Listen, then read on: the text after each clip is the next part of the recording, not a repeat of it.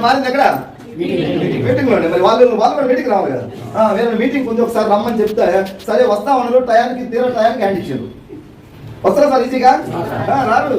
వాళ్ళకి మిగతా రోజుల్లో పని ఉంటుందో లేదో తెలియదు కానీ మీటింగ్ ఉంది అన్న రోజు మాత్రం గ్యారెంటీ తప్పించుకోవడానికి. సో ఒక మీటింగ్ తప్పించుకున్నారు, బాధపడలే.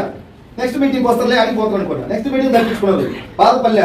ఏదో ఒక రోజు నేను మీటింగ్ లో కూర్చోబెట్టి తీరుతానని చెప్పేసి డిసైడ్ చేసుకున్నాం. అందుకే మీరు ఈరోజు మాకు దొరికారు కొత్త దొరికటాలు కాదు. మీరు ఈరోజు తప్పించుకుంటే మా వాళ్ళు మళ్ళీ మిమ్మల్ని ఎంటపడతారు. అప్పులు ఇచ్చిన వాడైనా పాపం మొండోడు లాగుంది వదిలేసిపోతుంది. వెస్టీజ్ వాళ్ళు మాత్రం వదిలేయం మేము. ఎందుకంటే మేము అన్నిటికీ వదిలేసి పని చేస్తున్నాం. మీకు డబ్బు ఇప్పించాలి, మీ డబ్బులో మా డబ్బు ఉంది. మిమ్మల్ని సక్సెస్ చేస్తే ఆ సక్సెస్ లో మా సక్సెస్ ఉంది, ఉందా లేదా? కాబట్టి మీరు ఏమనుకున్నా మేమైతే మమ్మల్ని చీప్ గా తీసి పడేసినా మేము మీ దగ్గరకు వస్తానే ఉంటాం. మిమ్మల్ని మీరు మాకు ఎప్పుడు గౌరవిస్తారంటే మీకు ఒక 50,000 పైసలు వచ్చి మీ గ్యాస్ డబ్బులో షుగర్ బీపీ థైరాయిడ్ తగ్గినప్పుడు మమ్మల్ని గౌరవిస్తారా లేదా? ఎప్పుడుదా గౌరవిస్తారు? మీరు బతుకున్న రోజు మమ్మల్ని గౌరవిస్తారు. తల వంచి మొక్కకు నీళ్లు పోస్తే తల దించి ఫలాలు ఇస్తుందంట. ఆ సూత్రాన్ని అంగీకారం మేము అడాప్ట్ చేసుకొని మీకు మేము వర్క్ చేస్తామని. ఓకేనా? వీళ్ళు నేను ఒక 2-3 మీటింగ్లు తప్పించుకున్నాను. తర్వాత తీసుకొని కూర్చోబెట్టిన తర్వాత అప్పుడు మీటింగ్ లో వెస్టీజ్ నాకు 50, నాకు 60, నాకు 1,00,000 వస్తుందని చెప్పినప్పుడు ఇలా ఆలోచన మారింది. అదే నాకు జాబ్ 20 కదా, నేను ఇప్పుడు దాకా బిజీ అనుకుంటున్నా, వెస్టీజ్ గొప్పది కదా అనిపించింది. తర్వాత మీటింగ్ నుంచి వచ్చిన తర్వాత వీళ్ళు అంటున్నారు, సార్ మా బావని జాయిన్ చేద్దాం సార్, మా బావ అక్కడ ఉంటాడు అది ఇదే. అప్పుడు వీళ్ళు జాయిన్ చేయాలని ఆలోచన వచ్చింది. ఎక్కడికి వస్తే వాడిపించినప్పుడు రాలా, పర్లేదు బాగానే ఉన్నాయి ప్రోడక్ట్లు, నాకు కుదరదు, నాకు టైము లేదు అనేటోళ్ళు అనమాట. మీటింగ్ వచ్చినాక దీని విలువ తెలుసుకున్న తర్వాత వీళ్ళు కొంతమందిని జాయిన్ చేయడం స్టార్ట్ చేశారు. సార్ ఒక 20 మంది వచ్చారు వీళ్ళ ద్వారా. ఈ 20 మందికి వాడిపించడం, మీటింగ్ పెట్టినాం. 100 మంది అయింది. 100, 150, 150, 300, 300 కాస్త 500, 1000, 1000 నుంచి 2000, 3000, 4000, 5000 అట్లా ఇప్పుడు నా టీం దగ్గర ఒక 30,000 మంది అయిపోయింది సార్. 30,000 మంది అయినప్పుడు సేల్స్ పెరుగుతా లేదా? నేను కొన్నది స్టార్టింగ్ లో 2,000, ఇప్పుడు కూడా ఇంట్లోకి 1000, 2,000 కొనుక్కుంటారు ఆ ఇంట్లోకి కావాల్సింది.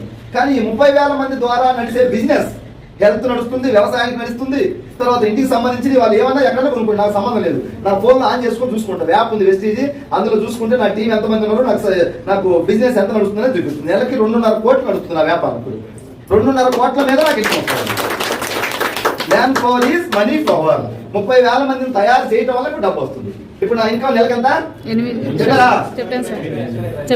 లాస్ట్ మంత్ 6,65,000, అంతకు ముందు నెల 8,25,000, అంతకు ముందు నెల 5,40, 5,50 మొత్తం ఉంది. సో 2017 నేను జాయిన్ అయిన మంత్ నుంచి ప్రతి నెల ఉంది నా డేట్ అంతా. ఎవరికైనా కావాలంటే పంపిస్తాం. ఇంకా నాకు ఎక్కువ అనుమానం ఉంది సార్ అంటే నీ ఫోన్లో నా నెంబర్ చెప్తావు, కొట్టు ఓపెన్ చేసి చూడు. పని చేయాలి. ఓపెన్ చేసినాక ఓకే నేను మీ నెంబర్ చెప్పు, నేను ఫోన్లో కొడతానంటే చెప్పను. నువ్వు అగ్రిమెంట్ రాయి, నేను పని చేస్తాను సార్, నేను డిసైడ్ అయ్యి పని చేస్తానంటే అప్పుడు ఐడి నెంబర్ పాస్వర్డ్ చెప్తాను, కొట్టుకొని ఓపెన్ చేసి చూసుకో. ఓకేనా? సో 4 years నేను కోటీశ్వరుడు జాబితాలోకి వెళ్ళా వెస్టీజ్ ద్వారా. 4 years టోటల్ నా వెస్టీజ్ రాకముందు నాది కూడా 30, 40, 50 కాదు నా స్థాయి, 20,000 నాది. పాత bike Vestige before 4 years Vestige పట్టుకుంటే ఇప్పుడు ఎంత నియర్లీ సార్ ఒక నెల వచ్చింది 8,25,000. ఓకేనా? ఇప్పుడు లాస్ట్ మంత్ 6,60,000. ఈ నెల మళ్ళీ మేబీ 8 క్రాస్ అవుతుంది పక్కగా. డిసెంబర్ కు 10. Thank you. వచ్చే డిసెంబర్ 2023 డిసెంబర్కి 30. ఎంతో మంది ఎందుకు అంటే ఒకటే జాబులలో లిమిటెడ్ ఉంటుంది. ఇది బిజినెస్, నువ్వు ఎంత చేసుకుంటా. నువ్వు 100 ఎకరాల వ్యవసాయం వరి పండించినావు, నీకు 2 లోడ్లు అవుతాయి ఒడ్లు. 2 ఎకరాలు పండించడానికి 20 బస్తాలు అవుతాయి. అదే కదా?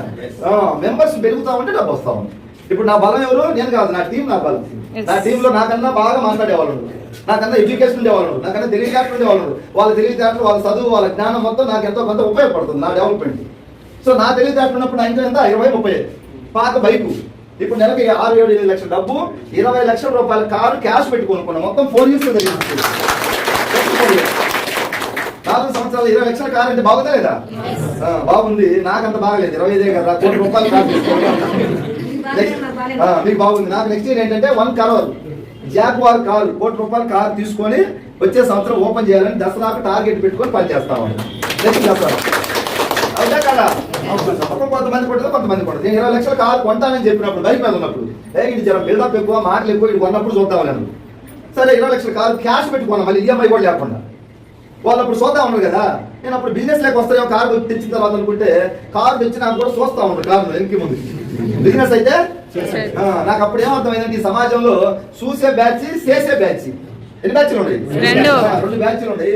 చూసే బ్యాచ్ 90% ఉంది, చేసే బ్యాచ్ లిమిటెడ్ ఉంటుంది, 10% ఉంది.